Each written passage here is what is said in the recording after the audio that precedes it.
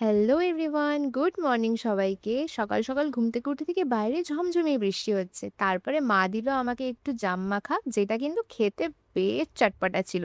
আমার তো বেশ ভাল লাগলো। তারপরে দেখি মা এখানে দুপুরের জন্য রান্না করছে মাছ ভাজা। দুপুরে লাঞ্চ টাঞ্চ করে তারপরে আমি এখানে সুন্দর করে রেডি হয়ে গেছি, কারণ আজকে যাচ্ছি আমি ঘুরতে। হ্যাঁ, আমি যাচ্ছি আজকে দিদির বাড়ি, তাও আবার ১.৫ দিনের জন্য। ওই অ্যাপ্রক্স শনিবার দিন রাত্রে গেছিলাম আর রোববার দিন চলে এসেছিলাম।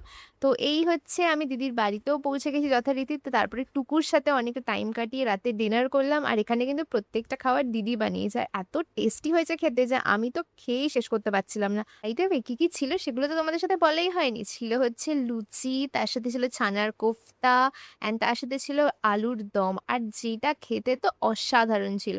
তো এইভাবে তো রাতে ডিনার-টিনার কমপ্লিট করে নিলাম অ্যান্ড তারপরে আমরা সবাই মিলে ডিসাইড করলাম যে আজকে আমরা রাত জেগে মুভি দেখব। কিন্তু মুভি দেখতে গিয়ে যে আমাদের এরকম বিপদে পড়তে হবে এটা আমরা বুঝতেই পারিনি। কারণ আমরা ২ ঘন্টা ধরে শুধু সার্চই করে গেছি আমরা কোন মুভি দেখব। তো ব্যাস এইভাবেই কাটলাম আজকের দিনটা। তো চলো টাটা!